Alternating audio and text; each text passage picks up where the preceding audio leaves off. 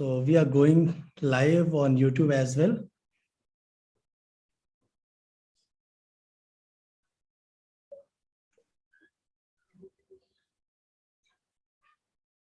So we are going.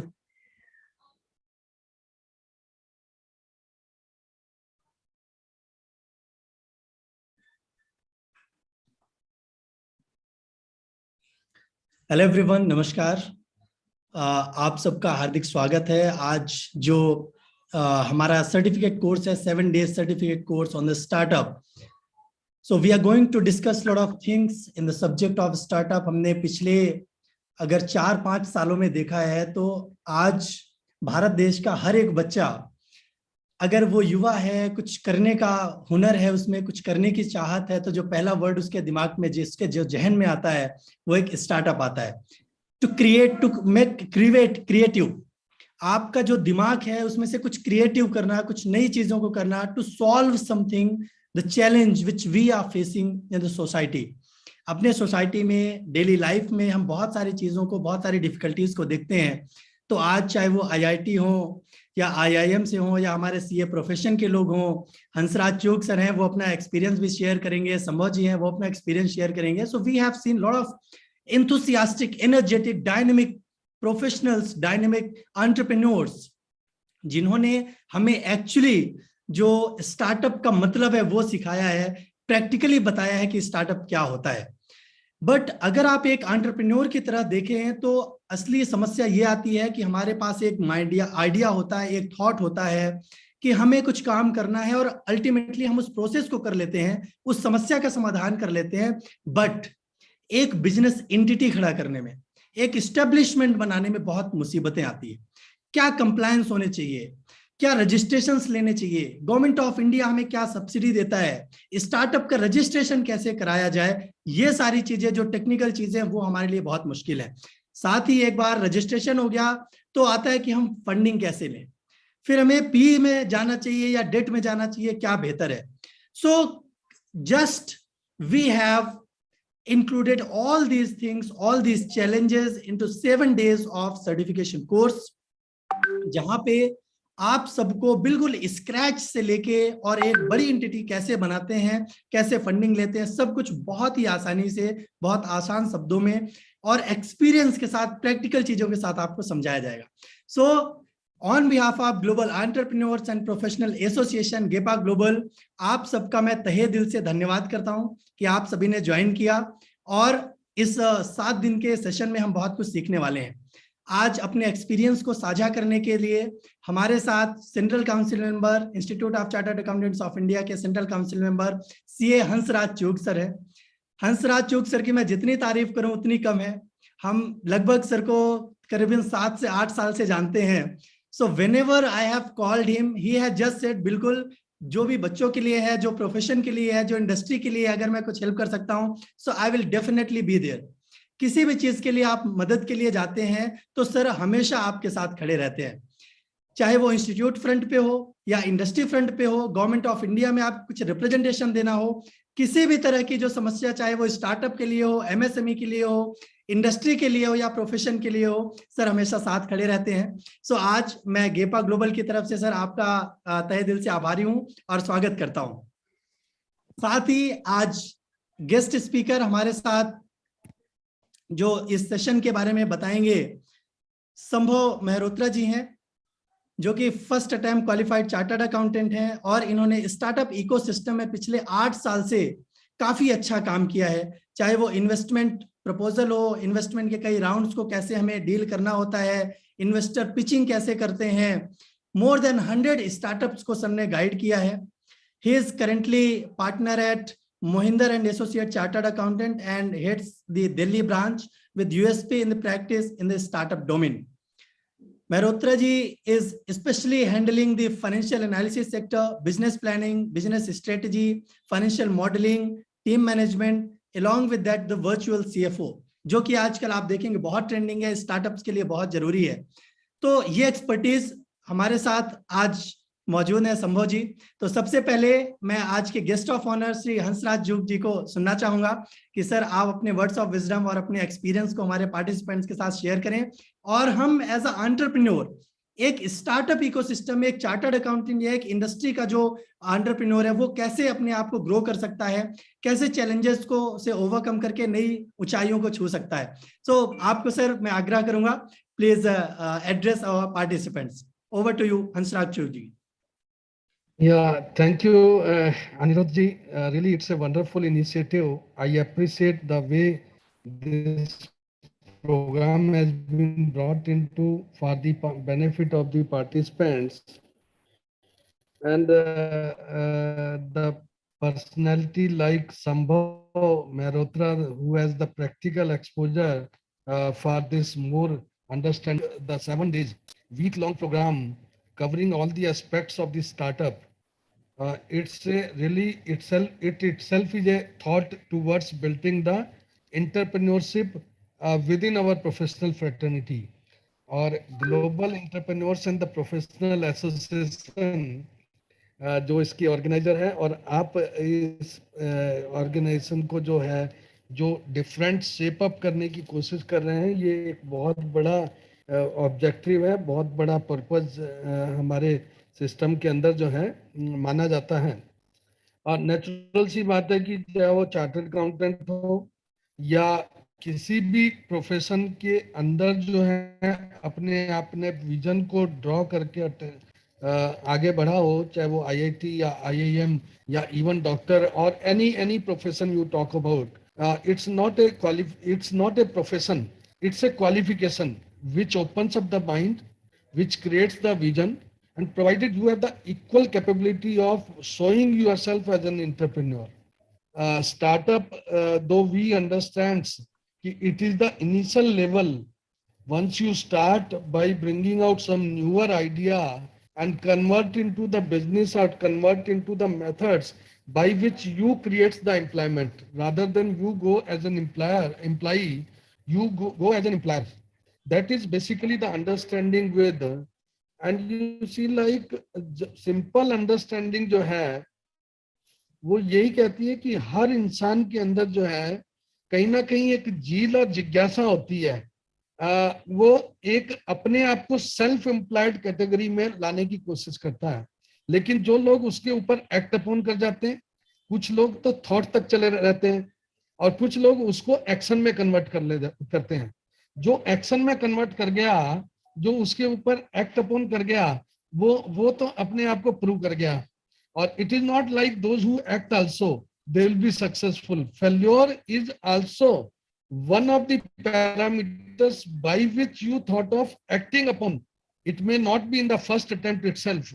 Sometimes you see like so many things you try with, it's not in the very first attempt you make it a success, but learning from that failure is also the way towards the better success, towards the next level of the understanding. तो हर चीज का जो है और basic understanding ये कहती है कि यदि आप कोई भी सोच समझ के पहले से अंडरस्टैंड करके किसी भी चीज को क्लैरिटी के साथ लेके आते हैं और फिर आप एक्शन लेते हैं, फिर आप उसके ऊपर अपना विजन देते हैं, तो वो उसमें सक्सेस होने की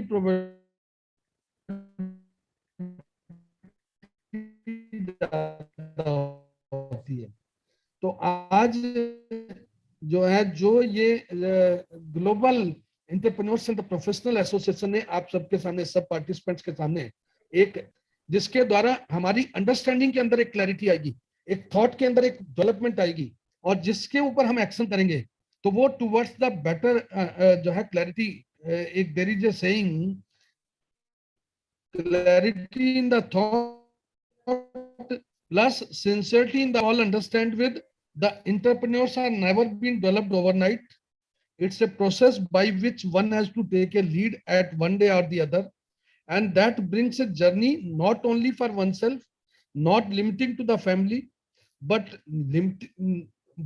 thousands and thousands of the families along with it, directly or indirectly. There may be someone, those who have started initially, maybe 2, 3, 4 persons, but subsequently the benefit is going to the many families. And it is not like you start thinking about gaining by oneself. If you start thinking about giving back to the system, or by way of the your power of your knowledge, by power of your mind, and the energy you possesses with the gained out of these kind of programs you gained, and your vision is being developed, and bringing the integration of knowledge and the power of your mind along with the energy you obtained, along with the objective and the purpose by which you want to create something. So things are possible. Impossible word itself says I am possible. So it is a simple understanding, but the unstoppable to be understood with. Everyone is unstoppable. Once anything has come to the mind, this means it is achievable. Anything whatsoever has come in your mind, otherwise if it would have never come to your mind, if it would have been beyond your control and beyond your power, so it would have not come to your mind. So with those kind of parameters to understand with, you can be a great entrepreneur. You can create a good startup, moving towards better life for yourself, for your family, better life for so many families. And I personally believe so. This 7-day certificate course, which has been given shape by this Global Entrepreneurs and the Professional Association GEPA, this will be bringing out so many clarity, so many better understanding in your mind, if you really give your full into it. So with these words, I'm very grateful and thankful to the Anirudhji who has invited me here to be in front of my friends and my younger ones to this good program as a participants, and my Sambhav Mehrotra ji as one of the known speaker in this area of better giving a better understanding to each one of you. With these words, I'm very thankful to each one of you for listening me. And though I'm not a speaker, I'm just the invitation came in. So I'll not say I'm a.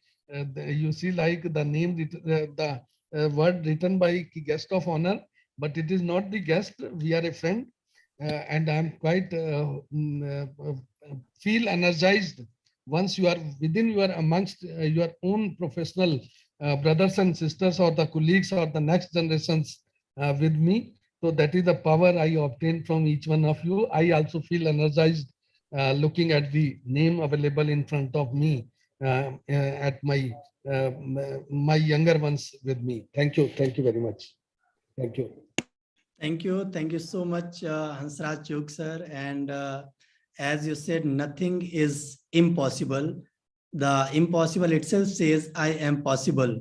और आज जैसे कि हमारे speaker हैं संभव जी, तो उनका नाम भी कहता है संभव. सो एवरीथिंग इज संभव. कुछ भी असंभव नहीं है, संभव है. आप जो चाहेंगे वो आप कर सकते हैं. And the very rightly you said initially कि पहले जो हमारे दिमाग में एक थॉट आता है और उस थॉट को जिन्होंने एक्शन में कन्वर्ट कर दिया, वो एक बहुत बड़ी बात होती है. सो थॉट तो सबके दिमाग में आते हैं, प्लानिंग सबके दिमाग में होती है, बट उसे इनिशिएट करना, उसे एक्शन में कन्वर्ट करना, ये बहुत बड़ी बात होती है. और इन्हीं प्लानिंग को, इन्हीं थॉट्स को एक्शन में कन्वर्ट करने के लिए आज हम इस कोर्स में साथ में बैठे हैं, जो कि 7 डे का कोर्स है, जिसमें पहले दिन आज हमारा टॉपिक है formation and recognition of startup. Second day जो कल का दिन होगा, उसमें हम बात करेंगे building and understanding on startup. Then third day हमारा होगा वैल्यूएशन पे, जो कि इंडिया के one of the best speaker CA Rajiv Singh ji इसको एड्रेस करेंगे. Then on the fourth day we will be discussing on the fund raising, how we can raise fund in the startup. Then on the 5th day we will be discussing about the income tax benefit, कि income tax के क्या क्या benefits होंगे अगर आप as a startup अपने आप को रजिस्टर करते हैं. On the 6th day legal aspects, आपको shareholder agreement कैसे बनाने हैं, vendor agreements कैसे बनाने हैं, founders का agreement कैसे बनेगा, क्या technical चीजें आपको ध्यान रखनी चाहिए. And on the 7th day intellectual property right, IPR, इसके बारे में हम डिटेल में डिस्कशन करेंगे. सो इन सारे टॉपिक्स को डिटेल में डिस्कस करने के लिए हमारे पास बहुत अच्छे स्पीकर्स, एक्सपीरियंस्ड स्पीकर्स हैं. तो आज इस सेशन को आगे बढ़ाते हुए मैं आग्रह करूंगा समोज जी से कि वो हमारे पार्टिसिपेंट्स को एड्रेस करें। और एक बार फिर मैं तहे दिल से धन्यवाद करूंगा हंसराज चौक सर का कि आपने अपना कीमती समय दिया और हमारे पार्टिसिपेंट्स के साथ अपना अनुभव साझा किया। Thank you so much sir. Now over to Sambhav ji. Thank you Aniruddh and thank you Chuk sir. I think अगले 7 दिन की जो हमारी स्टार्टअप की महाभारत है, उसका जो गीता का सार है वो आपने पहले 10 मिनट में सबको समझा दिया। अगर अगर उसका 50% भी यहाँ सबको समझ आ जाए, आई थिंक वो स्टार्टअप इकोसिस्टम उसी के बारे में ही है। तो thank you for those words of wisdom. और हमारे इकोसिस्टम में I have got an opportunity to acknowledge, हम एफटीआई में फंसे हैं, हम आईबीसी में फंसे हैं, और जब भी आपका कहीं हमने सेमिनार सुना या कहीं भी आपको बोलते हुए टॉपिक्स पे सुना है, कहीं ना कहीं हमको अपने आंसर्स मिल गए। So thank you for that guidance and keep us enlightened as we move on and build this ecosystem in the country. With that, I'll start off with the technical topic that we have set up. I have presented my screen. Can you just confirm, is it visible? Anirudh? Yes, visible, Sambhaji. Okay, thanks. So, welcome all and good evening. Topic that we have for today in this marathon 7 days of course is formation and recognition of startup. Usually I've spoken on this topic a lot in incubations and accelerators, where I have delivered this topic from a granular level. Today I'll try and cover up aspects जिससे कि हम अगले 7 दिनों का एक road map, एक 7 दिन का अगला बेस बना पाए, ताकि at the end of 7th day the best part of the course is the way it has been curated और जिसका content है, I personally felt that as a person who's trying to jump into this ecosystem, जिसके दिमाग में थोड़े से bottlenecks हैं, he's not able to take that final call. I think at the end of day 7 he'll have a lot of insights and he'll be able to do a better decision making of jumping into the ecosystem, or he will have a better insight and pave a way forward in the startup ecosystem. Topic for today is formation and recognition of startup. So we'll broadly be covering what happens in a legal and compliance domain when we talk about startups. We'll pick up all the questions in the end, but meanwhile, whatever pops up in the mind, keep dropping in the chat box. This is one slide that I have been using for the last almost 4 years repetitively with whatever topic that I have spoken on the startup ecosystem domain. We are going through what is called as demographic dividends. India is going through this period. When we started off this period in 2018, and historically speaking, the examples are in front of you. The countries that have gone through this period of 37 years, the growth rate has been phenomenal because you have high resources that are available to be deployed, plus the dependency ratio drastically drops down. India has started off this period in 2018. Our Startup India policy got recognized in 2016. So the next 20-30 years look phenomenal for growth of Indian, not just startup ecosystem, but the economy itself. We have a $5 trillion target. Is it just the government who has to meet it? No, I think with the kind of demographic dividend that we have, along with the resources, हमारे ऊपर एक responsibility ज़्यादा आ रही है कि इतने resource को हमको manage भी करना है, right? I came across a very interesting term a few weeks back. When you go to a right-wing guy and you ask about economy, so you'll get to hear terms like sab changa si, and we've developed so many opportunities and everything is going in the right direction. We are taking all the steps. Whenever you will talk about a leftist, those who can reconcile to what I'm saying, there'll always be a narration of there is unemployment, there's poverty, there is not enough opportunity, few people are becoming rich, and all of those stories. And there are these two extremes that we'll also listen into media narratives and from people who have certain macro level viewpoints for our country. I heard a term called INDIC, right? So if you're confused whether you are a right wing or whether you are a left wing, I came across something which is called as INDIC because I was also confused in a lot of those decision making and my opinions of few things. Startups and MSMEs will be major catalysts for this demographic dividend to have efficient and effective growth rate for India, right? Who is the INDIC? INDIC is neither the right nor the left. INDIC is the person who will say, don't worry, we'll solve for it. And this is what the startups and MSMEs will have to stand up in the next 20-30 years and create those opportunities for the country where we come out of all these traditional things of blame games and lack of opportunities, and we do ourselves what is needed for our country. And according, at least from my perspective, in the last, from 2009, I have been looking at this ecosystem. It seems like we are just at the tip of the iceberg when we talk about startups and MSMEs in our country. Question that comes up in the mind is, how should we choose the entity type for the startup, and when should we choose, right? So the question that pops up in a co-founder's mind or a potential co-founder's mind is, oh, I have an idea in mind. Should I create a framework right away, or मैं थोड़ा रुक जाऊं पहले, एक बार check कर लूं कि मैं जो कर रहा हूं ठीक डायरेक्शन में जा रहा हूं कि नहीं जा रहा, और उसको बाद में पिकअप करूं. So first question that comes up is how, and then next question that comes up is when, right?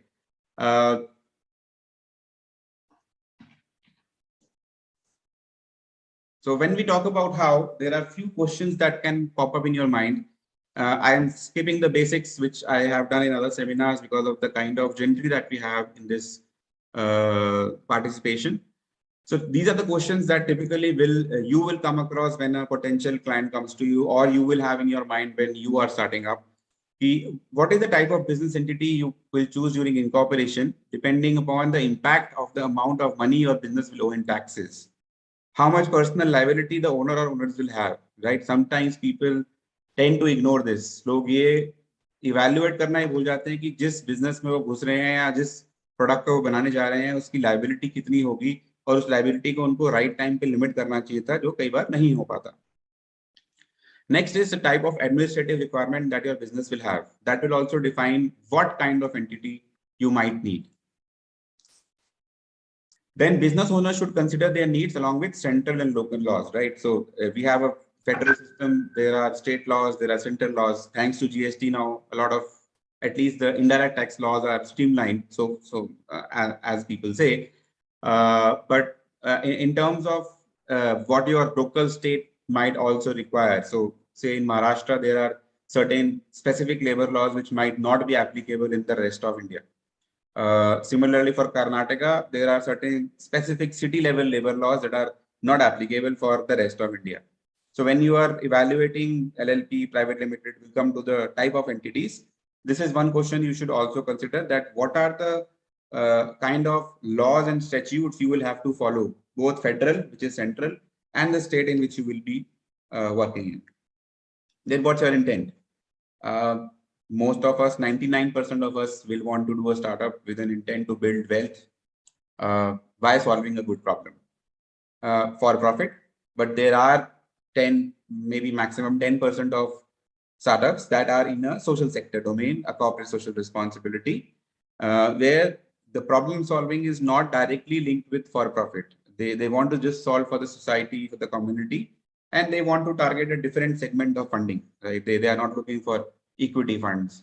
They might want कि government से grant मिल जाए, Tata, Reliance, big corporate से CSR fund मिल जाए, जिससे वो एक problem को solve कर पाए. And there are specific guidelines for certain projects where they ask for a not-for-profit entity before they give grant or sanction any kind of a donation. And the third is, which is a little less known in the ecosystem, but it is developing, is what you call as hybrid, where you have a for-profit motive, but you're also solving for a societal cause, and there is a synergy between the two, and you want to do both. That's where at times you will come across people coming to you, or you yourself might have both things in mind कि यार grant भी मिल रही है और equity भी मिल रही है, अब क्या करूँ? Grant मैं ले नहीं सकता private limited में, और equity लूंगा तो grant चली जाएगी. करना मुझे दोनों काम है. In those cases, a hybrid structure is created so that both things can run parallelly. Then what is the intent, right? Your intent is to have external funding for growth, or you are profitable from day one. You don't need any external funding. You are just having internal controls from your family, or you are just one person who will run the show. These questions will decide which kind of entity you should set up. And then lastly, are you setting up a traditional business versus you are actually entering into the startup ecosystem? Now, this is where the challenge comes in, right? Where when we've asked people from the ecosystem, please tell us what is startup in your mind? How will you define a startup? So usually people say anybody who's starting a new business is called a startup or who are just venturing into a new plan.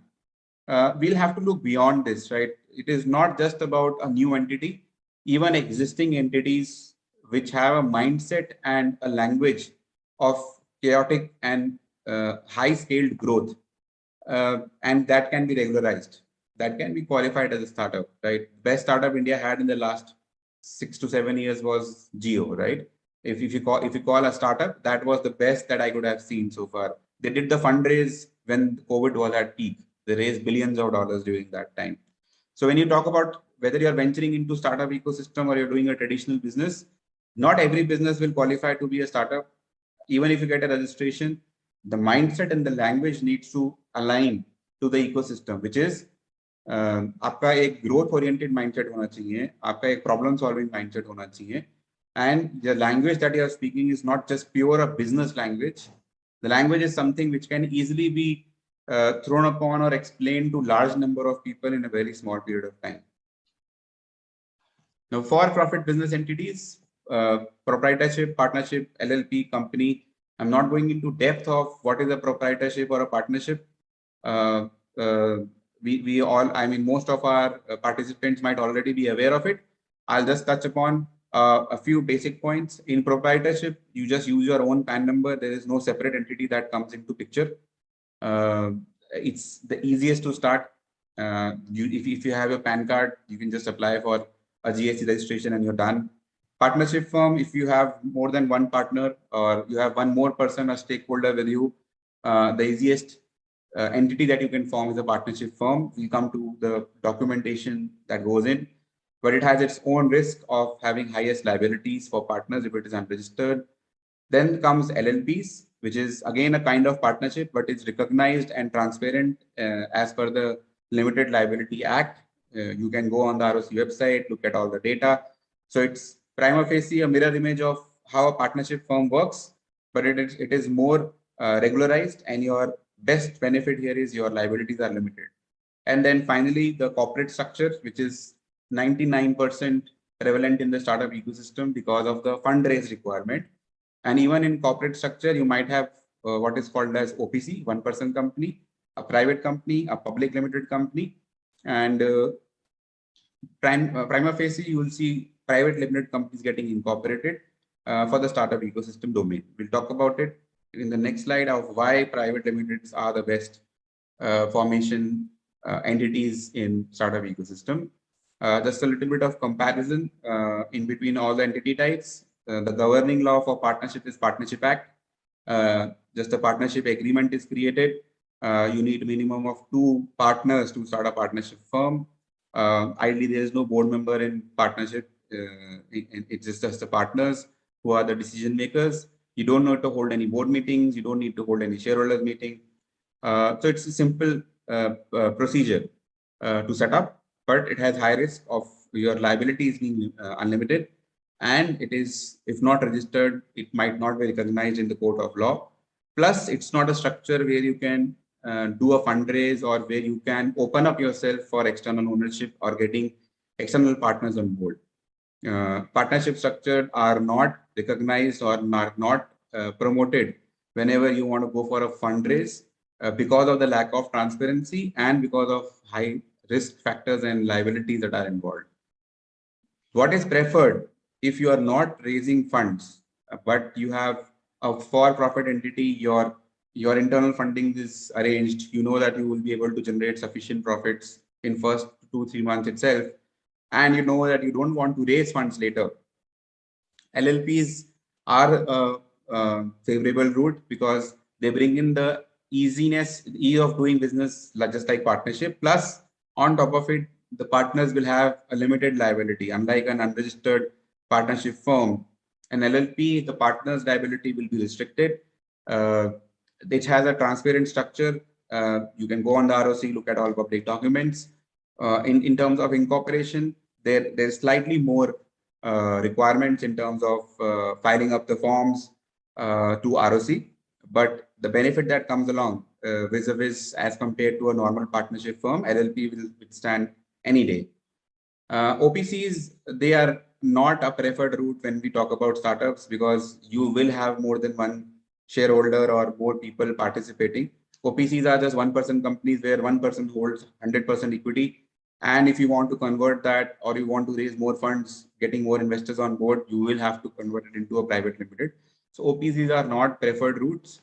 OPCs are preferable where a proprietorship is working fine, say CNF agents or a family-owned business which wants to restrict its liability. They should convert proprietorship to OPCs if they feel there are no more owners except the one who's running the show. And then finally, the private limited company, which is our chosen route, which is governed by the Companies Act. You create a memorandum and article which are right rules and regulations for running the company. You need to have a minimum of 2 directors, out of which 1 director has to be an Indian director. So if you are getting a foreign collaboration or a foreign person coming to you that you just want to collaborate and open in India, you still need to have 1 director as an Indian director. You will also need to have 2 shareholders or 2 board members, which can or cannot be the same as directors. So you'll come across certain ventures, certain entities, specifically foreign entities, where they will employ professional directors in India. So the directors will be different and the board members will be different from those who are holding the board member seats. You will need to conduct certain secretarial compliances when you do a private limited or a public limited or an OPC, where conducting secretarial compliance of board meetings, shareholder meetings becomes an add-on compliance. And whenever you come across where people will come to your private limited में तो बड़े झमेले हैं, पूरे साल compliance करते रहो, LLP बनाते हैं या partnership बनाते हैं. Startups, it's not the right, LLP might not be the right route because one, if you look at investments in partnership firm, you cannot raise funds. In LLP, you can, but foreign funding is through an approval route. It's difficult as compared to a private limited company. If you are raising funding and it's an investor coming from abroad, LLP will become a menace and not the right channel.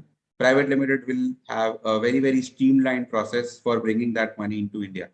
So that's point number 8, where foreign investment in LLP can only come through approval, but in private limited, if you have automatic route, so when we have written approval and automatic, I'll just throw certain light on it. So if you read the GEPA guidelines or FDI policy in India, certain sectors are ones where government says you get raise foreign funding, but just let us know. For example, service sector, IT, education. But there are a few sectors where, like defense, right, or real estate, which is totally banned, where they say that you seek an approval and then you get the investment into India. Without getting our approval, you cannot bring the money in. So in that case, before you bring in the money, you take approval from the government. And in case of automatic routes, you can get money into India, into a private limited company, but you just need to inform through RBI or through your bank to RBI that, hey, we have raised foreign funding and these are the parameters to cover yourself up. Then there are half-yearly compliances. In fact, there are more compliances in OPCs and private limited. But in partnership and LLPs, such compliances are not there because there are hardly any secretarial compliance. And then in terms of annual compliance, in partnership firms or in proprietorship, you just file your ITR returns. But in LLPs, you do have to file your ROC returns along with your ITR. In OPCs and private limited, you will have certain number of added secretarial compliance, which will be repetitive or which could be one time, which makes private limited company as a more compliant structure. But that is the prevalent structure if you want to go for a startup ecosystem entity. Just to add on to it, as we discussed on how and when slide. So whenever you are taking the call or whenever as I have come across a lot of people specifically from our existing clientele who come across and start to ask questions on benefits that they can have from the startup ecosystem by say exploiting some provision or converting their existing business into a new entity and all sorts of those things. So we'll have to be very, very rational when we are trying to give an answer on this kind of entity to be formed, where if private limited doesn't make sense, they don't want to raise another round of funds, they don't want to look at funding opportunity, and it's just restructuring of business, making it more brand conscious. LLPs could be better route. So that comparison we have to do rationally versus emotionally, where bringing certain traditional business into a private limited setup where they were easily going in a say LLP setup or a partnership setup, just because we want to utilize certain Startup India benefits which might or might not be there. Those decision making should be done rationally versus emotionally on the grounds of potential benefits that might be available as and when you apply for those registrations. So coming to Startup India, I'm not going into depth of how these entities are created, the documentation and all. If needed, that can be done later. Because of paucity of time, I am restricting there. The only thing is, in a private limited or say an LLP incorporations, one or two elements that I'll touch upon, which are the pain points for the startup ecosystem. One is, as we spoke about, there could be a director's requirement if a foreign entity is coming into India. They might need director representation services, which could be one of your portfolio services to give out. You can build that as a vertical. And the second is registered office space. So what we are struggling for right now is, if you look at how GST looks at or sends notices to people when they are registering, and you will also look at requirements like, oh, please send me the image of the Google map showing me the exact road which leads to your location. Those are the kinds of queries that come in. So the challenge that you might face when you do or go into these incorporations are one of those key aspects that you will come across is figure out where your registered office place will be. If you don't have a registered office space specifically for cloud companies or who are geographically scattered, you can opt for structures called co-working incubators that are giving these services, where a co-working gives you a virtual office to open up a registered office space. There also, there are multiple challenges that are coming across, specifically in the startup ecosystem domain, but over the years, it has still streamlined. So when you go for private limited incorporation, apart from your who will be your director, who will be your shareholder, one more important aspect where you might hit a bottleneck is where will be your registered office space if you don't have one. Whether virtual space works, yes, 90% of times virtual space will also work. 10% of times you might hit a roadblock, which will need to be reactively solved for by the consultants that you're working with. So you now have so let's take an example. I have decided to set up a fashion tech startup.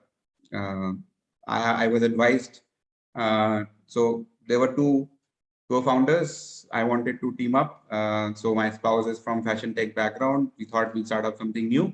We went to a consultant, and our decision out of this analysis was, because we will have to raise external funding for growth and to take it global, we will go ahead with private limited company right away. Right. So we two were directors, we two were shareholders, and we started off our company incorporation, and our company got incorporated. Then next up, because we are venturing into the startup ecosystem, Startup India registration right now is a separate registration. It's not a linked registration. So when you do a private limited registration, you will get your PAN, TAN, ESI, PF, GST along with it. And now even banks will chase you from first hour that we will open a bank account. But Startup India is something that comes as a concurrent step after that. And who can apply for a Startup India registration, right? We'll also go on the website shortly to look at certain numbers and to see what is the wrong perception that has set in and what exactly is the real benefit for the Startup India registration. Who are eligible? Private limited company, partnership, and LLPs are also eligible for Startup India registration. So even if you're not raising funding, even if you're a closely held entity, you can still go for a Startup India registration and claim those benefits that are available. You can apply up to 10 years from a date of incorporation. Your turnover should not cross 100 crores, and you should have innovation, development, improvement, or high potential to generate employment, right? And you need to apply to Department for Promotion of Industry, Internal Trade. These are the Startup India benefits that come along, and some of it you will also come across in days to come. There is a specific day for an IPR, taxation, more of it will be discussed. So just few examples are that you get a 50% rebate or an 80% rebate when you file for your intellectual rights. There are tax benefits for recognized startup for 3 years, the Section 80 AIC, that will be covered up later. Then you have self-certification in labor laws, which at times have become painful whenever there is a inspection by the labor law inspector. For startups, it's a self-certification.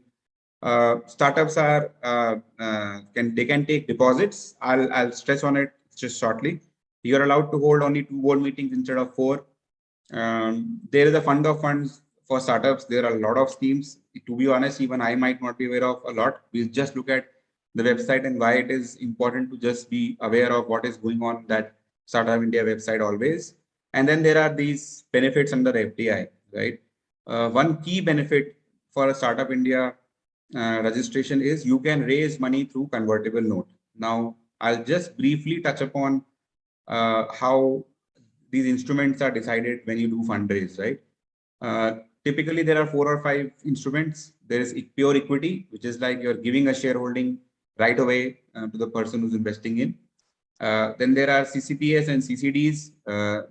CCPS gets a preference before equity shares whenever there is a, say, insolvency or bankruptcy. Then there are convertible debentures, which are considered a debt till the time they are converted. Indian ecosystem did not have a functionality where startups could raise funds through debt, which was very, very prominent in Silicon Valley in US. So the request that started popping was that when we raise funds, startups said we don't know our valuation, and it becomes difficult for us to give equity at that stage of our company, which is very, very early stage. Plus, the law that you have in companies law is forbidding us to raise money as debt, apart from the directors and shareholders that we have on our board. We want convertible notes to come to India to leverage faster ground closures and ease of doing business, because compliances are less in convertible notes. So what is a convertible note? Convertible note is, now we have a fashion tech startup that's ready. I have put in a few money to start off and give it shape. Now I'm getting a person, an angel investor who wants to put money in my company. Today, I don't know the valuation, right? So we are sitting across the table with the investor, and I say, hey, you take the convertible note now, and I put my conditions on the next round of valuation, that whenever I raise the next round, I will give you certain discount, or you will have a preferential conversion as compared to the next round that we raise, right? This becomes very, very easy, because when it comes to convertible notes, a lot of compliances are saved, and there's a faster churn where you can get the money and utilize the money, as compared to, say, equity or CCPS or CCDs, where the turnaround time for completing the compliance and using the money could be as long as 2 months also. Versus convertible notes, where in, say, a month's time or, say, a week's time, you can start utilizing the money. So when you have the Startup India registration, you are allowed to raise money through convertible notes. There are certain guidelines. For an example, ticket size has to be minimum 25 lakhs. So if you meet all those guidelines, this is one very, very big benefit that we have seen in the last 2 years, where a lot of startups are now raising money through convertible notes. When we talk about Startup India registration, there are 3 elements to it. One is the recognition itself, right? You apply to the government, hey, we have a new entity. This is what we are going to do. We'll just look at the requirement sheet also of what all is needed when you put that registration. And they'll give you a unique number. And if they agree to what you have submitted, we have not come across a high failure rate. In terms of the first step, so far 99.9% entities that we have applied for have got this registration. No questions, no detailed questions asked. So it's like, okay, now when you enter a CA course, you apply for CPT and you get the number, right? So now you've got the recognition of starting off that course. Apart from it, the next problem that came in the Indian ecosystem was, so we'll continue with the same example. Our company said, I have applied for Startup India, I raised money. So instead of convertible note, I raised, say, money through equity. And I offered a valuation to the investor. They put money in my company and we started up the operations. And then we got a love letter from income tax that please come to our office. We don't agree to your valuation, and we will tax everything that you have raised up above this valuation that we think is right.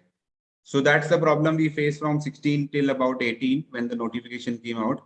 where the government said that if you're raising money from Indian investors, if you have a Startup India registration, apply for angel tax exemption. If you have that exemption, we'll not ask about valuations. And overnight, as soon as people got this angel tax exemption, a lot of these assessments that were open, they got dropped overnight, right? Because this was much needed exemption that was required by the ecosystem. Now people feel that once they have the Startup India recognition, they have got this 3 years of tax exemption, which is not the case. You need to, this is another separate application you need to give to the government under section 80 IAC, again a set of documents that go through, and this is carefully scrutinized and looked in by a board of ministers, and this exemption has not been given to a lot of startups yet. There's a it is a very closed funnel. It's not a very easy thing to say that we'll just start off and I'll say I'll generate 1 lakh employment and government will say, okay, you are exempted. It's not like that. Typically getting the third exemption, our success rate right now is 0. We are just at an application stage for a couple of our startups. We don't have a startup in our portfolio which has an 80 IAC exemption so far. And we'll just look at certain numbers on the Startup India website of how these 3 are categorized for now. So we'll look at the requirements, we'll look at certain notification, and we'll also look at the Startup India website for once.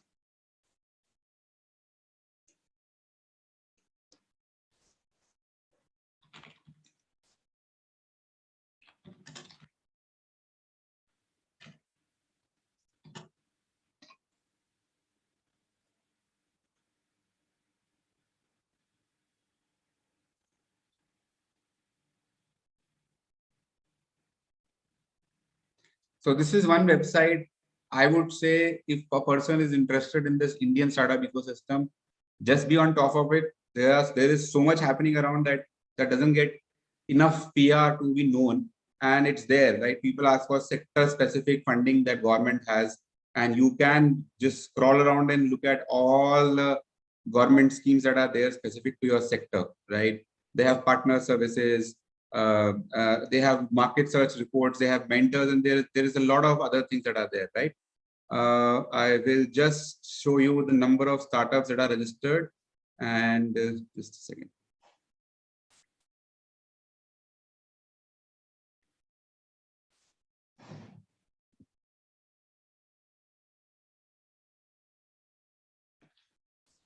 They changed the UI, so I'll just have to figure that out.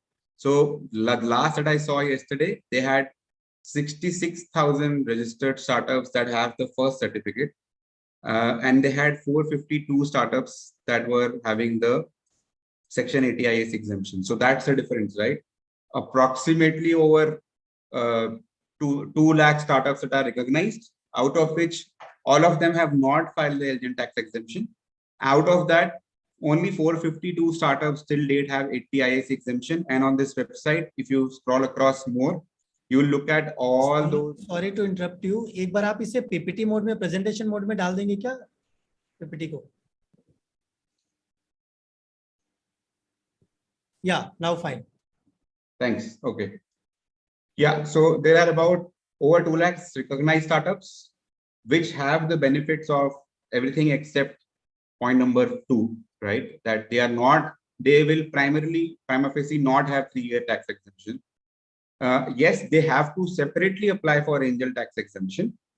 And then third step is that if they want the 3-year exemption, they need to separately apply under Section 80 IAC, whose process is very stringent, and it goes through a very strong funnel, and then there is no certainty that you will get this tax exemption of 3 years.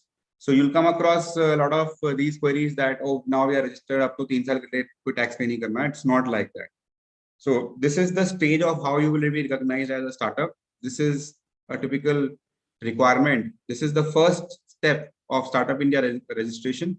You will be asked to give an executive summary of business. I hope my Excel is visible to you, right?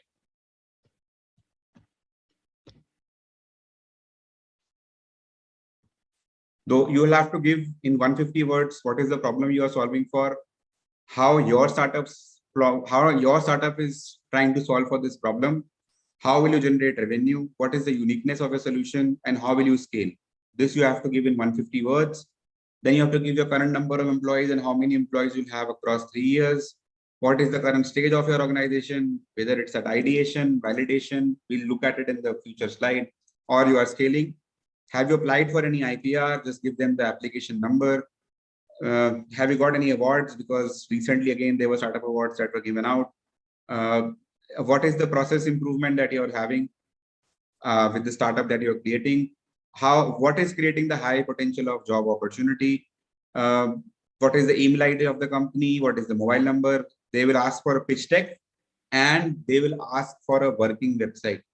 This is something that you can do suo moto. I mean, this is not something that is rocket science and only a consultant can do for you. The first step that you have to do is that we talked about, the Startup India recognition. You just create your login on this website that we just opened up, fill up all this requirement sheet that they're asking for, submit it, they will review it. And once reviewed, the number is generated, which says now you're recognized the startup. When people have done it on their own, we have seen a lot of failures, potentially because of not following the right instructions, or pitch deck was not there, or working website was not there. So if you want, it can be done suo moto if you think everything is in order, or you can seek help from a consultant to get this done. Once your first registration is done, you will be asked to do angel tax exemption, for which you will have to file a declaration. And this is very, very important point, which is right now getting skipped out from a lot of startups that are recognized also. So if you look at the language of this document, I hope it is visible.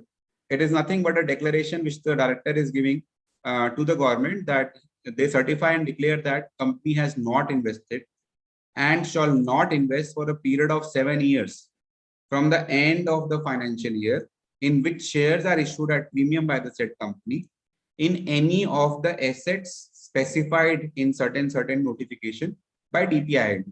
So what is happening right now is, these people are signing this, people are submitting this, people are getting the angel tax exemption, people are raising money. Now the lacuna that comes in, if you talk about the notification number and the notification that is talking about, this is the notification which is kind of not available on the website for some reason. But if you look at the number from Google, you'll be able to look at it. It specifically says you can't do these things. So I have raised the money, and this is a practical problem that you might face. It says you cannot buy a building or land, being a residential house, other than used by a startup for purpose of renting or held by it as stock in trade. Again, similar thing, not being a residential house, other than occupied by a startup for its business or used by it for the purpose of renting. You cannot do loans and advances unless you are recognized NBFC and you've got all the licenses in place. Capital contribution made to any other entity. This is where the problem is coming in, where now certain startups are in very early stage acquiring certain other startups, or are putting a small investment into another upcoming startup, or during the tenure they are looking at certain acquisition or a merger option later, and they are just putting in a small ticket to be aligned and being aware of what all is going around. And you will see people incorporating foreign entities for global expansion, where Indian startups are doing ODIs to foreign companies to set it up. Now, as soon as that is done, it's kind of a contravention of this notification, where it says you can't do capital contribution to any other entity. Prima facie, from the day that you have invested the money in any other entity, be it another startup in India or be an ODI abroad, you will cease to be recognized as startup. That's what at least the literature says. But so far, we've not seen any case law. So far, we've not seen any repercussions. किसी startup ने किया और उसको they caught hold of it and they have penalized, and something has been penalized. We've not come across such a case, but since it's in the literature, it's something that we need to be aware of. Then what people do, people raise funds. Ideally, they deploy in FDs, which is okay. But certain people, we've come across people who've deployed that funds in not even liquid, but balanced funds, which have exposure to equities, just because they thought that we'll get better returns. Or there was one very interesting case where founder even bought certain cryptos out of the funding that raised, and that was with the consent of the investor itself. So that's not allowed as per the startup notification. We cannot invest the money that we have raised in shares and securities. It's very clearly mentioned. You can't buy a motor vehicle. Now, we've seen people buying vehicles for directors in startup ecosystem, where once they have raised funds to streamline the CTC of higher net worth people or high salary people, vehicles are bought. So cost of company remains same, but salaries do not increase. You bought a vehicle, sorry, you are no more a startup. That's what the literature says. You can't buy aircraft, yachts, or any other mode of transport which exceeds 10 lakh rupees. So you can buy a Baleno, but you cannot buy. So if you're buying an EV or you're creating a culture and promoting that in your startup, sorry, if it's above 10 lakhs, you are not allowed to do that. You cannot buy jewelry other than held in stock and trade. Any other asset, whether in the nature of capitalized or otherwise, or whether it is specified. So if you see, there are a few criterias where when you do the Startup India registration, specifically the angel tax, you sign that declaration. Be aware of the notification, because right now it's not getting highlighted as much. But whenever you come across your clients doing certain financial transactions which are in contravention of the Startup India notification, just be aware that there could be consequences. So far, we have not seen any, but you never know when they start popping up. So we've looked at the requirement sheet. So we set up our Fashion Tech Private Limited. We raised our first angel round. During that exercise, we did our Startup India recognition and angel tax, and we have applied for ATIAC, but as I said, we have not got it. So that's our real life example that's going forward. Now, just to look at certain numbers, I don't have the 2021 and 21-22 numbers. There was a dip in 2021 because of the COVID pandemic. This talks about the number of private and public limited companies that are getting incorporated in India every year. And just look at the authorized capital number and the growth that's happening there, right? 21-22 numbers, I am very sure are going to be pretty much on 2x, 3x side of this. Last average that we knew, about 12 to 14,000 companies were getting registered every month in India. That number would have surely gone higher, because in pandemic there was a dip and then there was a wave that was coming back. So as we've discussed in the first few slides, MSMEs and startups, that we are going to be the major catalyst if we have to hold the pillars of the economic growth. And the numbers of the private limited companies that you will see will validate it in the next 2 to 3 years, where more entrepreneurs create more opportunities and more wealth generation. So that was around for-profit entities. We'll just touch upon not-for-profit entities also, where people want to start up, but they don't have intent of wealth generation. They have intent of doing social cause or solving for a bigger problem.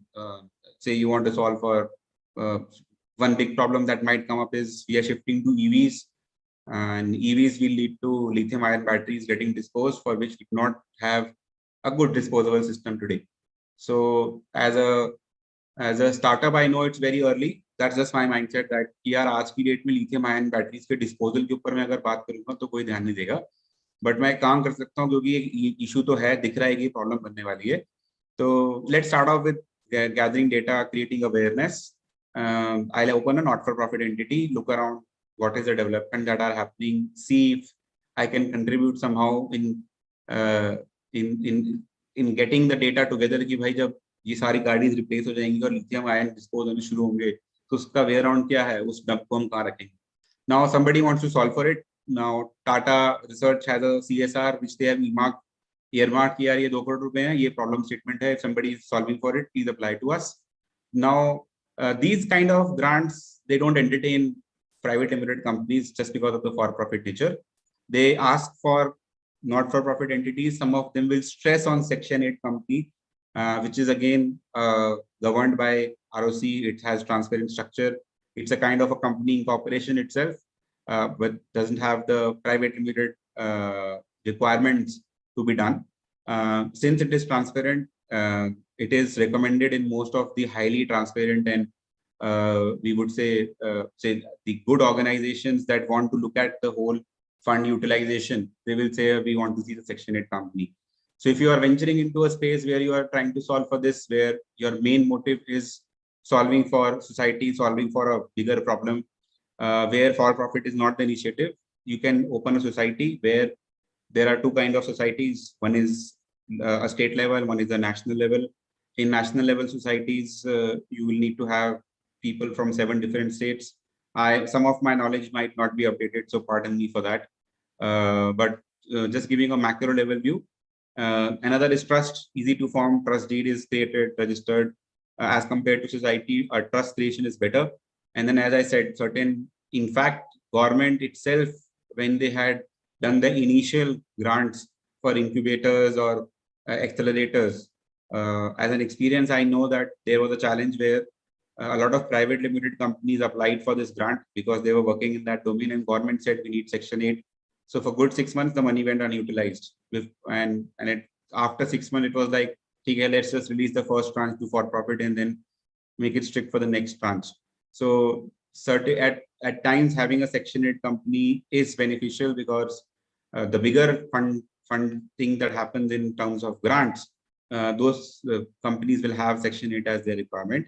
And then finally, coming on to what is called as hybrid structure. Like I just took an example of lithium-ion batteries. I look at it as both ways. One is not for profit, where I need to create awareness. And because I don't have money, I need money to create that awareness. So I need grants. And during that tenure, as EVs start going in, I will figure out I have to get a team together to figure out what will be the best way to dispose of these lithium-ion batteries. And have the first mover advantage because right now there is no market, but in the next 10 years, the problem looks in hand. And maybe if now we work on it, we might have certain first mover advantage because we are researching on it. So what we will do is, what people do is they create a for-profit and a not-for-profit entity which are not related to each other. So Section 8 company will be governed and run by some other team members, and for-profit entities run by some other core team members.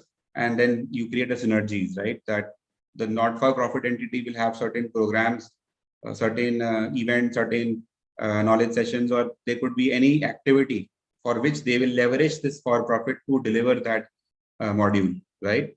And in a sense, create a hybrid structure where they can raise the grant in not-for-profit, and by validating their for-profit idea, they can later on grow this for-profit initiatives also.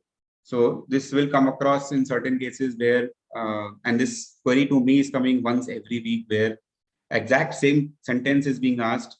Oh, I have an NGO and now I want to raise funds and now we are stuck. What should we do? Hybrid structures are the only way to look at it. So this is what we were holding to. Sorry if I'm going a bit fast. I'll try to slow down. At what stage, right? We're talking about the stage of startup. Very good speaker will speak on it in a few days. I have to say a very good team has been set up for this course ahead. Even I'm looking forward to hear others.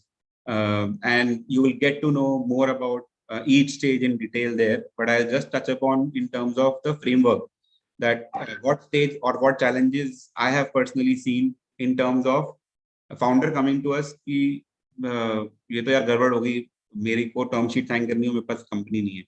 So we have seen both cases. Case number one, where the entity was created, there were 5 co-founders. They had a very big idea, IIMs, but not a good team rapport. They had a private limited. They forgot about it. They didn't do the compliance. They were directors in some other companies. This one company became defunct, and in the other companies also they became in a default. They didn't knew what they were doing. They didn't have the right balance. Yet they formed a company well before a lot of other things that they should have done.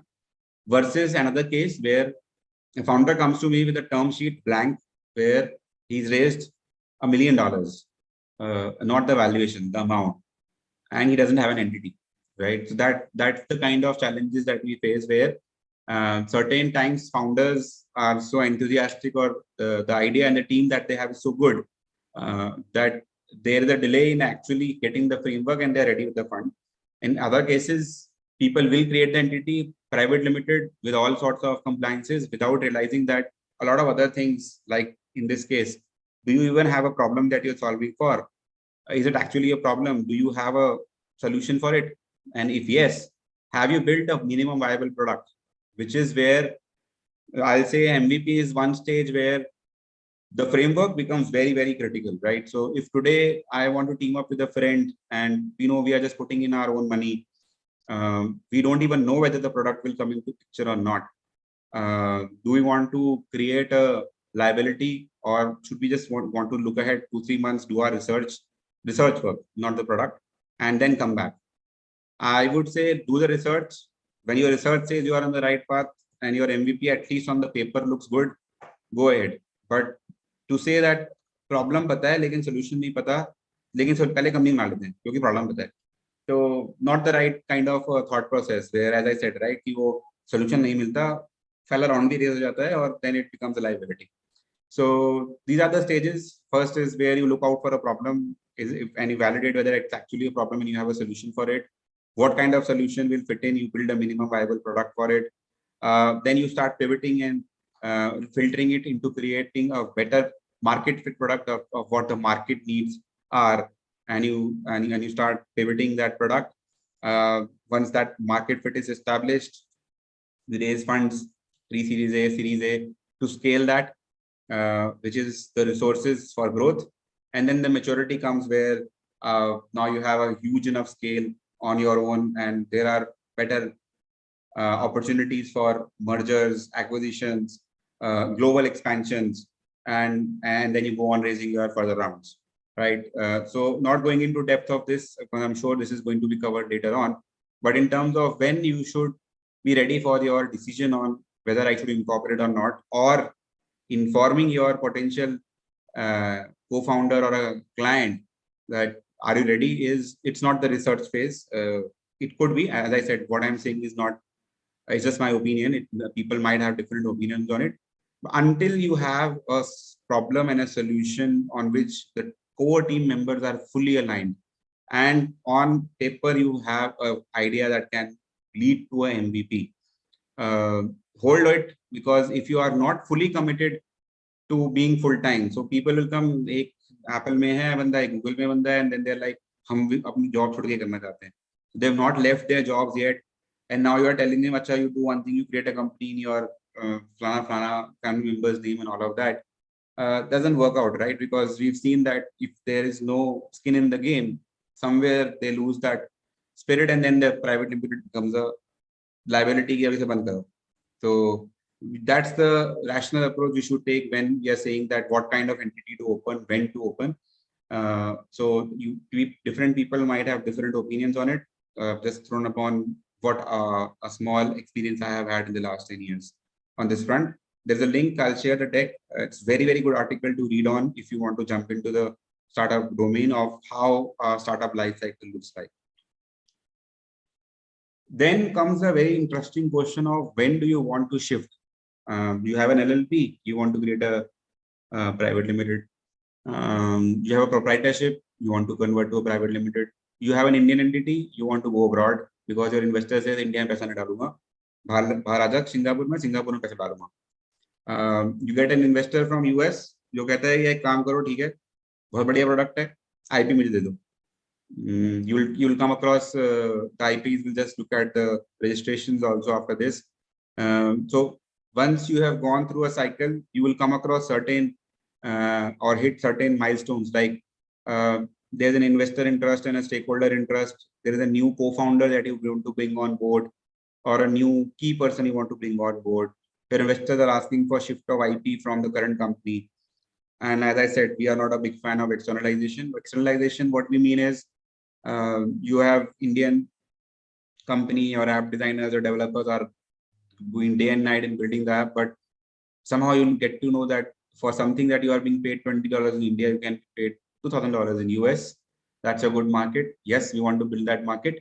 And in order to build that market, I need a US handholding of an investor who will say, okay, come to US, open your entity in Delaware, and we'll manage your Indian entity as a service provider. So, and at that time, you start off by thinking that all of your wealth creation will happen in India, but that's not the exact case, because chunk of your wealth creation will move out of India. So this is something which is very, very prominent in Indian ecosystem. People are moving to Dubai, US, Singapore, and the core service entity is getting back in India. A lot of it is happening. We are not a very big fan of it, yet we see a lot of it happening day in, day out. So these are few of those cases where you might have to shift from your current structure. So say you have LLP, now investor comes on board, you might need a private limited. Rational call is LLP बंद कर दो, private limited खोल दो, क्योंकि LLP में ज्यादा कुछ काम नहीं हुआ, या नहीं यार LLP में 3 साल का ब्रांड है, उसको बंद नहीं कर सकता, उसको कन्वर्ट कर दो, या एक काम करते हैं, LLP तो है, प्राइवेट लिमिटेड बना के LLP का बिजनेस खरीद लेते हैं. So those are the different criteria you'll come across when you hit these milestones, where you have to take a call, or a consultant will take a call based on the historical data, what lies ahead, and will tell you the right structure to move ahead and how you need to do that transition. Just talking about, so we've moved out of the formation and the requirement. So our company said we created a private limited for our fashion tech. We did the Startup India registration. We took the angel tax. We've applied for it TIAC. At least I'm very sure we'll not get it. We raised an angel round, and then once we raised an angel round, there was an interest for another third co-founder to come in. We have to reshuffle our cap table, and all of that happened. During all this, what we need to realize is this is not it, right? Initial 6 months, a lot needs to happen from legal and finance side for a startup to have a good culture and value. Tomorrow's session, maybe tomorrow is culture, I don't know, I am not remembering, but I would say in all of these things that we will see in the next 7 days, values and culture is the most important for any startup, because if those are not intact or those are not being followed, whatever you do at some point of time, you will derail, because your decision making will not go in a unique direction. And hence, it's specifically from the finance and legal domain, one challenge that we foresee is co-founders के लिए, I don't know if somebody might disagree, finance अगर आप एक list बनवाओ कि यार please अपना ना प्रायोरिटी ऑर्डर लिखना शुरू कर, तो बोलेगा अच्छा हाँ पहले सीटीओ लाऊंगा, फिर उसके बाद ऑपरेशंस का बंदा लाऊंगा, उसके बाद मार्केटिंग का बंदा लाऊंगा, और उसके बाद मैं एचआर लेके आऊंगा, और फिर फाइनेंस तो मैं एक्सेल पे कर लेता हूँ, तो उसके लिए मुझे इतनी ज्यादा जरूरत नहीं है, वो तो आउटसोर्स करके मैं थोड़ा मोटा खुद भी कर लूंगा. So in terms of priority, the legal and finance, even now I'll say is there has been a lot of improvement, but for co-founders that relevance has still not picked up. Yeah, legal and finance should be on top क्योंकि ये सबसे connected है, इसको ठीक कर दूंगा तो बाकी सब अपने आप थोड़ा बातचीत ठीक से करेंगे. So the registration sometimes get missed. Secretarial compliances are not done. You need a CS from day 0 in a private limited. Certain agreements you miss out that you should have had in the first day itself, and it leads to problem later on. Your accounting and finance function itself becomes so chaotic and complicated that when you get somebody to solve for it, he's not solving for your process, he solves for your chaos, right? That's what we see. Then you will see a lot of CTOs and CMOs and COOs or co-founder posts going out, but I hardly see any person who's saying, oh, I need a CFO that can help me shape up my whole finance function early on, right? People are like, ye kabhi khud kar lenge, isko baad mein dekhenge, not a high priority item. But we feel it can bring a lot of change in the startup ecosystem if finance function is embedded early on itself. And lastly, which we have seen as a independence, or we've seen as a value addition for the startup, a good statutory auditor is, so it's and culture that has set in is like you need a comfort on that position also. You get a recommendation or the kind of the auditor appointment that happens early on, instead of doing a very thorough research that I need a person who understands my ecosystem, who understands startups, he'll be able to tell us where we are going wrong. It just becomes the auditor or compliance, and that compliance needs to finish, right? So that's the mindset that the co-founder currently has, which changes over a period of time, and then they realize, oh, auditor का function से तो मैं बहुत benefit और ले सकता था जो मैंने initial years में शायद नहीं लिए. So as a co-founder, these are few things that you should be aware of. Private limited registration is mandatory. You need it as a formation. GST registration, now you get it along with private limited, else you can opt for getting it as a separate indirect tax registration, which is mandatorily required if you are doing an e-com or interstate business. If you're into foreign trade, you need what is called as an import-export code, again a separate registration. MSME registration is mandatory, I'll say now, because of the benefits that are available. Startup India registration is another registration. then you will have to protect your IPs, trademark, patent, copyrights. Usually I get questions, in fact, I got that question today also, where my standard answer is people come back and say, I have an idea, I want to protect it. You don't protect ideas, right? It's never about ideas, it's about implementation. So never think that you have an idea in mind, you have $1 million baby sitting with you. You might have a plethora of ideas, at least in last 10 years, I'll say I have 300, 400 ideas in mind. Until I implement one correctly, nothing is going to happen. So ideas are never patented, right? It's what comes out of that idea. So you've built up a technology that works and nobody else has it, you can patent it. You come across a very good brand name that somebody else should not use, that becomes a trademark. You've built a brilliant content that you will develop over a period of time, so you build a copyright. And that should happen right from incorporation, right?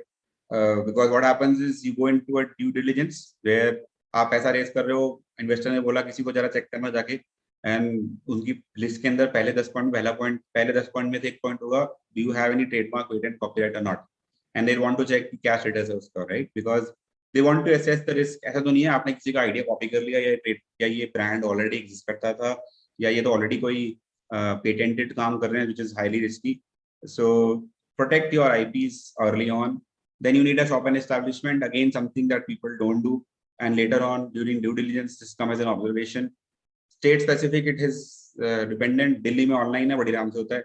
आप हरियाणा कराओ, बहुत मजा आएगा और पता लगेगा दोनों states के शॉप एंड एस्टैब्लिशमेंट में इतना वास्ट डिफरेंस क्यों है. मैं वो आज तक नहीं एस्टैब्लिश कर पा रहा कि दो स्टेट्स अपने इन कंप्लायंसेस को स्ट्रीमलाइन करके यूनिफॉर्म क्यों नहीं कर सकते, right? So our startups have faced challenge for getting this registration for six months together, and it's a mandatory requirement.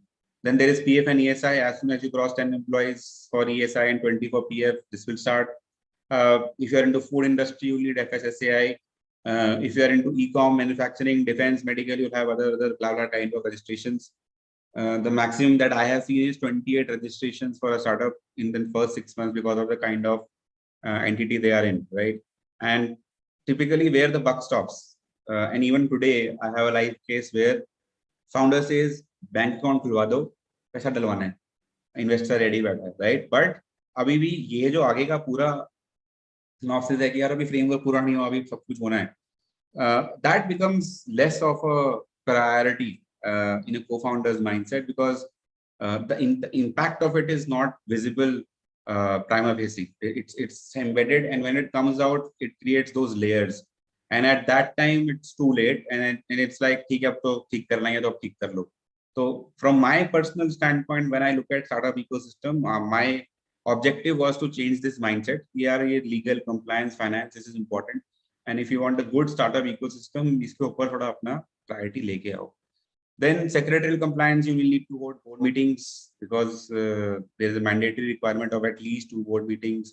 And specifically now a good culture is developing where when startups are raising funds, they are becoming compliant from first round raise itself, or even before that, that they want to have good corporate governance in picture. So the system is maturing. There is maturity in the co-founder ecosystem also, where they say they want ये सब कुछ day zero से ठीक करके चलो, something that's good to see. Then there is a shareholders meeting, which is one mandatory in year, and then there are multiple meetings when you do fundraise and other different activities. You need to do an AGM, you need to maintain registers, and you need to do a lot of secretarial compliances. Not going into depth of all that. The only thing I'm trying to portray here is when you talk about framework, it just does not stop on entity type. It goes beyond and beyond. And as a consultant and or as a co-founder, both ways it has to be taken in a holistic approach versus just solving for micro level stuff and looking at other things as they come to you. Another thing, you have a special day for the whole legal drafting. Again, not going in depth of it, but since I'm running it as an example, so assume I have now done the angel round and all these registrations have also been done, and all of this took 3 to 4 months to get done, right? I have a CS on board who's on, say, retainer model and managing it. I have a lawyer on board who's going to help me with all these documents that we're talking about, right? It's not just one, and there are many. I'll just pick one. because that's the one key area or key failures I have seen. The rest will be taken care of in the other days, which is term sheet, shareholders agreement, employment agreement, or say NDAs, website, terms and conditions, other legal documents. These are some things that you build as you go on, right? So your term sheet, shareholders agreement, employment agreement, they get refined when you raise your round. Your investors will force you to do that. The good part is if you do it on your own, well and good. But in order to save cost, at times people say, "जब next round raise करेंगे, तब एक साथ एक lawyer को बुला के सब कर देंगे." What people or what co-founders miss on is a co-founders agreement, right? You might be school friends, you might have a very good bonding, you might be integrity driven, but when you talk about money, things change a lot, right?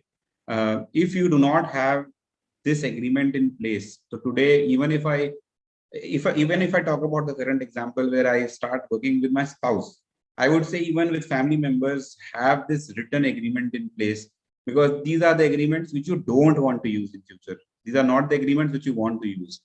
It actually creates a fiduciary responsibility and it gives you a clear path. कि भाई मेरा ये role था, आपका ये role था, ये responsibility थी, ये आपके माइलस्टोन थे, ये मेरे माइलस्टोन थे, इतने टाइम में हमको अचीव करने थे, इस बेस पे हमने अपनी इक्विटी डिवाइड की थी, इस बेस पे हमारी सैलरी डिवाइड होगी, इस बेस पे हम किसी नए बंदे को लाएंगे, इस बेस पे हम फंड रेज करेंगे, and all of those things where you feel you could have difference of opinion later on.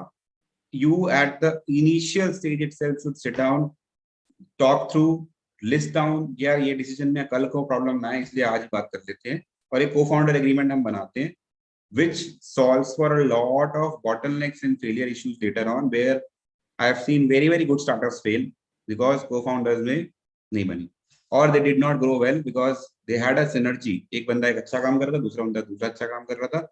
They did not agree on to something which a co-founder's agreement might have solved for, because they would have given it a thought in initial days itself.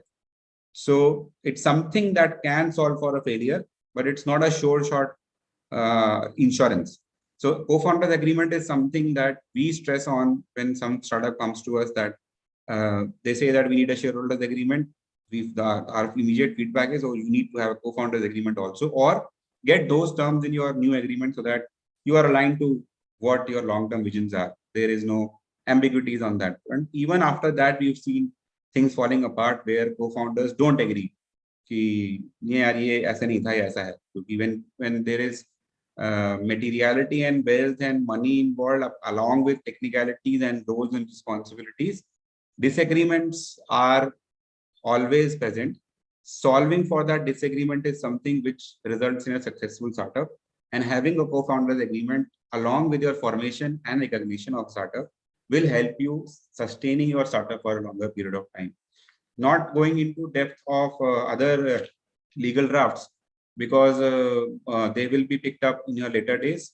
So term sheet and shareholders agreement typically gets executed when you raise funds. Employment agreement you should have from day zero when you are hiring somebody. Just don't send them one-page agreement. You should have NDAs in place, because you are building IPs, you are building confidential documents and data which should be preserved and secured. Your website terms and conditions should be intact. I'll give you an example. Supposing if you want to, we were tying up with a payment gateway. They have stressed that they need our website terms and conditions to be in certain adherences so that they are also compliant. So, and if you want to work in this digital space, now it's Web3, metaverse, and all of that. A lot of this will need to streamline and become unique, and will have to be from there from day zero. Then there are other agreements like vendor agreement, exit agreements. There are reverse vesting agreements, and there are SARs also. One more thing I would want to stress on in this case here is, at times people give ESOPs to employees on day zero. So we'll continue with the same example. मेरी company बन गई, मुझे startup India registration हो गया, income tax हो गया, registration हो गए, मैंने अपने को-फाउंडर एग्रीमेंट भी बना लिया, फंड रेज करा था, तो टर्म शीट और शेयरहोल्डर एग्रीमेंट भी बन गई. मैंने एम्प्लॉयमेंट एग्रीमेंट नहीं बनवाया, मैंने एक ड्राफ्ट उठा के यूज कर लिया, और मैंने अपने एम्प्लॉय को बोला, यार because you are my initial employee, I give you ESOP worth 20 lakh rupees, जिसमें मेरी आज की डेट में ESOP पॉलिसी नहीं है. So what happens is you keep on giving these letters to employees, 10, 12, 13, 15, and all employees think, "अरे 20 लाख का ESOP में मजा आ गया." But there is no ESOP policy in the company as such. So what happens later on is this whole ESOP ka pura documentation that has been done. Now historically someone goes, collates it, refigures out कि यार अब जो policy बन रही है तो उसका क्या implication होगा, 20 lakh किस valuation पे दिया था, अब क्या valuation है. So it becomes pretty complicated to solve for, though it is solved. So if you are planning to give ESOPs early on along with your employment agreement, getting and knowing about ESOPs, there is another topic I am sure in the 7 days, and what is the right time for an ESOP to be adopted, and can you give ESOP letters without having an ESOP policy in place? So leave that question for you guys to figure out once that session goes up. One more interesting formation document that comes up is reverse vesting agreement, which is a part of co-founders agreement only, where today I have a school friend whom I'm starting up with after a very long time, long gap. I don't know him personally and all of that, but I know his technical skill sets. So we don't want to take a risk. Again, a part of co-founders agreement is यार एक काम करते हैं, ये milestones है 3 साल के मेरे, ये तेरे हैं, और इसको एक काम करते हैं 3 साल के लिए रिवर्स वेस्ट कर लेते हैं, 50-50 ओनरशिप. लेकिन अगर मैंने अचीव नहीं किया तो मैं तेरे को वापस कर दूंगा, अगर तुमने अचीव नहीं किया तो मुझे वापस कर दियो. और if a company is getting someone with in, एक टेक्निकल बंदा हायर कर रहे हैं, high end developer whom they are kind of taking a risk on, and they don't want to commit equity upfront, they'll say, okay, we'll give you equity. You need to meet these targets. If you meet them, your equity gets vested, or you are given a timeline that you stay with us for this period, your equity gets vested. Otherwise, you have to give it back to us. Why are they used? आज की date में मेरे पास ESOP plan नहीं है, लेकिन मैं फिर भी किसी को इक्विटी देना चाहता हूँ और अपना रिस्क रिड्यूस करना चाहता हूँ. तो you will have certain of these reverse vesting agreements that can help you in getting those unique case laws solved for. Then talking about virtual CFO function, as I said, this is the last priority that I have seen almost 70-80% co-founders have. In fact, even from our domain, I will say that I have seen certain startups from our fraternity background where operations became critical and finance was low priority, which was disappointing to some extent, where the validation still doesn't come through that why is it happening and how can we solve for it. People don't look at the virtual CFO as such. People look at early on कि यार accounting कर दे कोई, data बना दे, दिखता रहे, हाँ report बन रही है, बस compliance हो, TDS GST चला जाना चाहिए, बस बाकी सब हम खुद कर लेंगे. और they demand हमें तो high end बंदा चाहिए जो हमारा पूरा business model बना दे, वही चलाए इस business को आगे.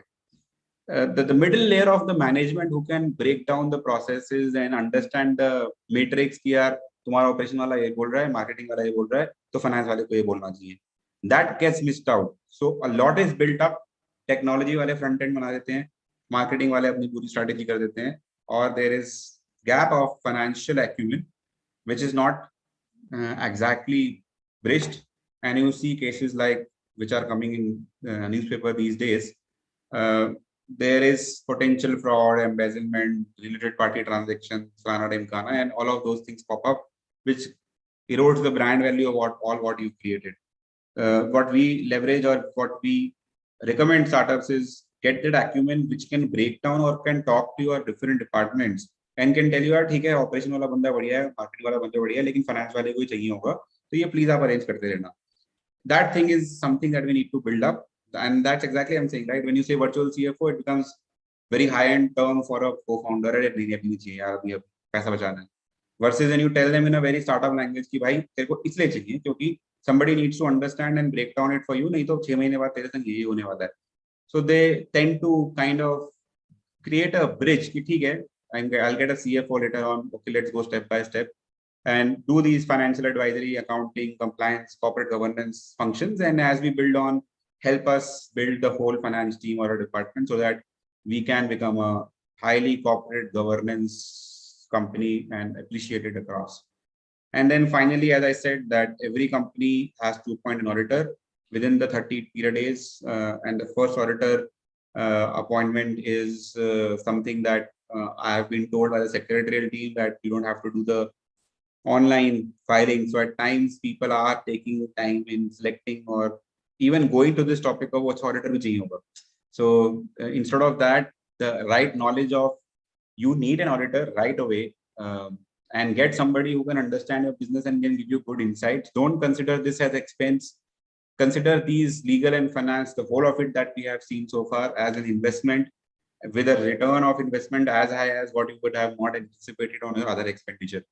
And that's where exactly I would say the framework ends. Once I have done all this and I have an auditor, finally I can say from legal and finance standpoint, oh, I have a good formatted and approved startup with good framework in place. That's where I'll stop at the technicals, and I'll just talk about one takeaway for everybody from a little experience of where I got that guru mantras from. The best guru mantra I got for the startup ecosystem is team, traction, market size. If you have all three, if you're solving for this, there is a huge high chance that you will have a success ratio as higher than the peers or the market standards. You should have a good team. And we've seen cases where early on back in 2017, there were 5 IITians. They planned something, they didn't go ahead, but they created a team. The investors were crazy with the kind of team they had. They said, "Ek kaam karo, ye bana do, ye paisa le lo," and they just funded the team itself. And they worked on a different idea and they got successful at it also. That's the power of the right team, right? If you have the right people at the right job at the right time, nothing better it. And the most difficult part in formation of a startup is not getting the private limited in place. It will be once that limited company is in place and you start building your initial team members. That's the most difficult part. Then next is traction. And before traction, I'll talk about market size. That if as an investor, I have to look at the startup that you have. So like in this specific case, if I talked about fashion tech startup. It has a market size. I'm just taking assumption numbers. Indian market size is about $20 billion. Global market size is about $200 billion. It will grow at a 14% CAGR. Looks very promising. Even if I have a 5% market share, I'm looking at about 1 billion in India alone and about 10 billion globally. So this is a decent enough market size to work in. I have a good team. I am from a finance background. I have an experience of startup exits. I have IIT, IIM guys and Sana, and I can create that team element in it. And if I stop here, the investors' reaction would be: you have a good team, your market size is great. Do you have any traction? Have you got any customers so far? What's your skin in the game? How far you have reached? Have you done anything? And that's where, when you don't have a traction, means you don't have any inputs or any customers or any, even your consumers. I would not say clients. Even if you don't have a consumer to your product, they'll say, okay, yeah, let's do one thing. Your idea is good. Let's look at it later on. We are interested. So you reach at this stage and come back to us. And that's where traction comes in. And at this stage, if I would have told them, oh yeah, I have about 10 B2B clients that I have onboarded who have 300 B2C clients. So potentially I have 3,000 B2C clients and 10 B2B clients on my product without any marketing effort. So there is traction also. I have cracked a sales pitch there where I've told them the problem. I've not gone in the depth of the problem. I've told them the market size. I've told them the team that is working on it, and I've told them the traction I have. Most cases that I have seen historically, when I heard about this mantra and I back tested it on successful startups, I realized that most of them were ticking all these three when they raised good rounds. So if you are venturing into startup ecosystem and out of these three, there is something which is still not solved for, maybe you have to apply a few more brains, solve for it, have the right answer, and then jump into it. You will have higher confidence in success factor. I still have to taste that success, but learning from others this is the takeaway I'll have for the day. I will take up the questions. We have about 20 minutes left.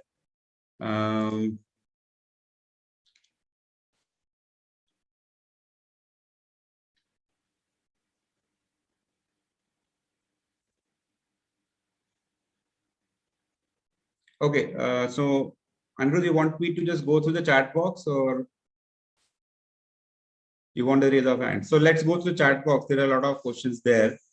If anybody wants, I think they can do the raise hands and we'll pick up later on.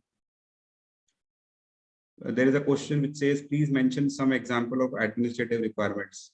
What does hybrid mean? Give some example of hybrid. Niharika, I hope I answered that question where I gave the example of the lithium ion battery, where today you don't have market, so going for profit might not be feasible. But you want to do the research on the how will you dispose that lithium ion waste when it develops.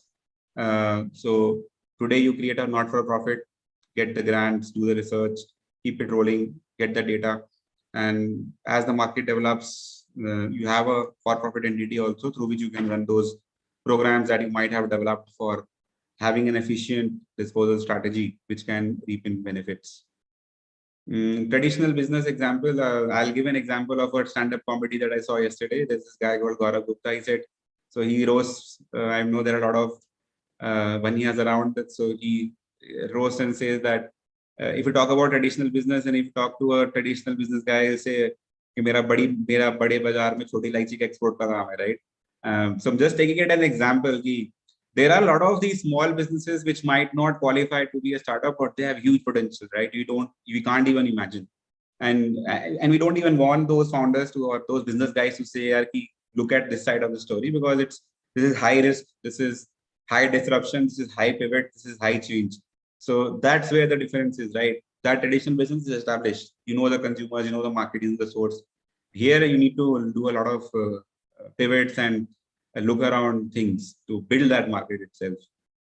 DPT3, if not filed, what are the consequences for the same? That's a secretarial compliance question. I'm sure there are late filings there. We did file certain DPT3s that were late, that came as an audit observation, but I don't think the late fees is high. I'll leave that question for later. You can email us and I'll get back to you, but there is no upfront penalty. There could be compounding later on.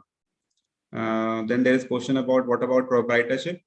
As I said, in proprietorship, you just have if you have a PAN card, you can just think about a brand name, register your GST on that brand name.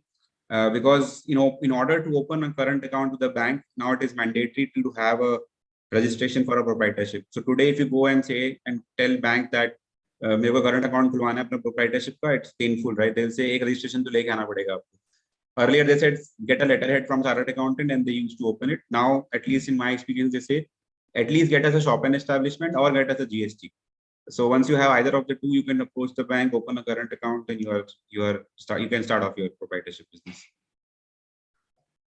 E-Startup India and Startup India are different. I have no clue of E-Startup India. Sorry, I'll learn on it. It's always been a mutual learning in these seminars, but it seems like it could be somebody using e-Startup India domain just to get traction, because people will look at Startup India and go at it, but I'll look at it. I have no visibility, but I still stress, because even if you just focus on the Startup India website holistically, I'm 100% sure out of say 20-30 people on the call, we will be surprised to know what are the policies that government have, right? And they have online applications for all of it almost.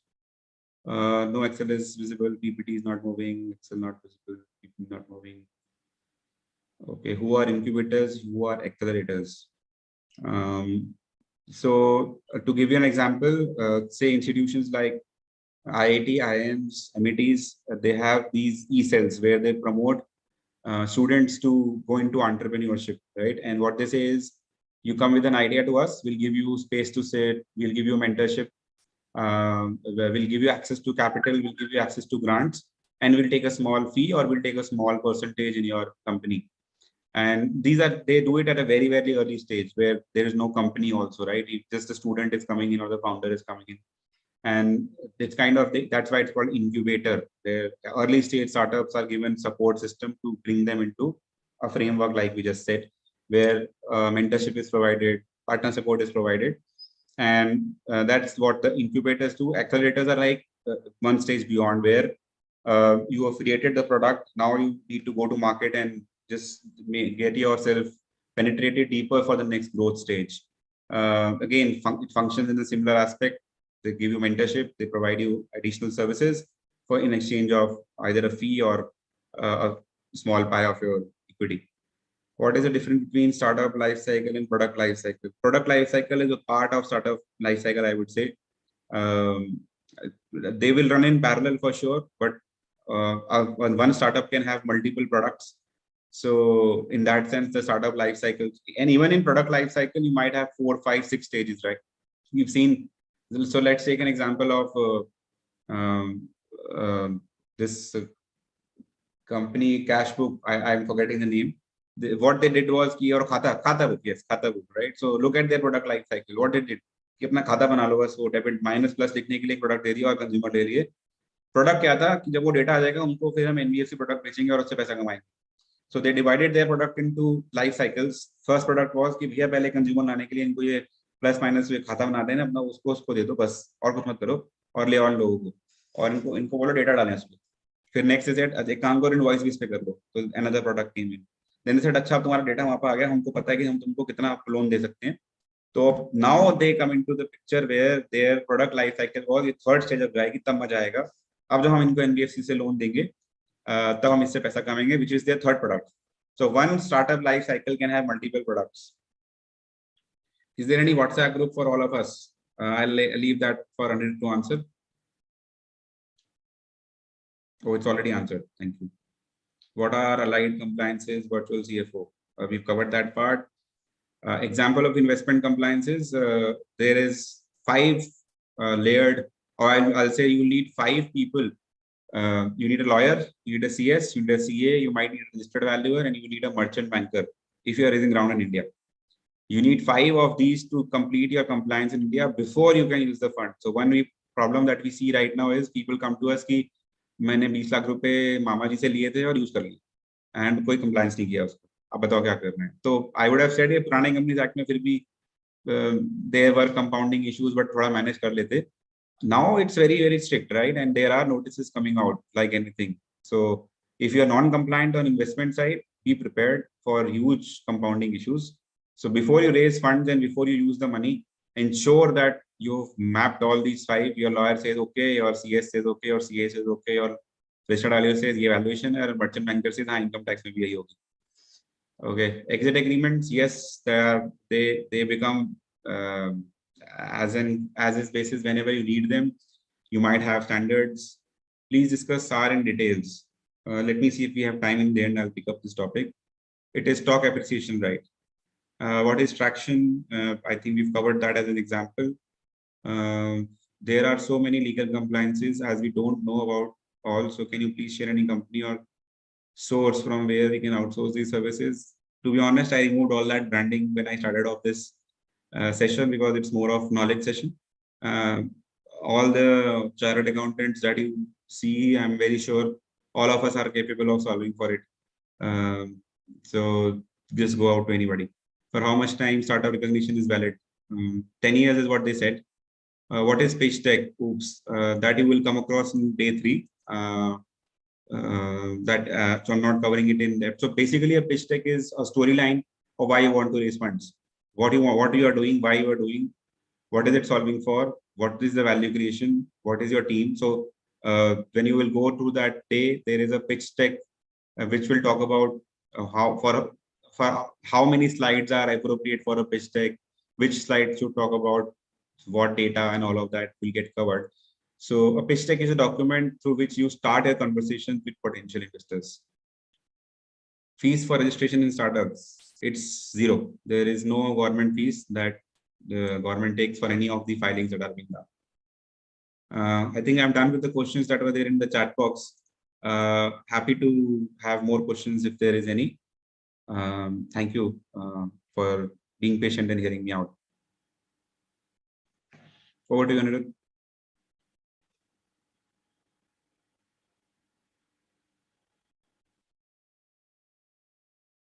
Oh, we have a raised hand. Yeah.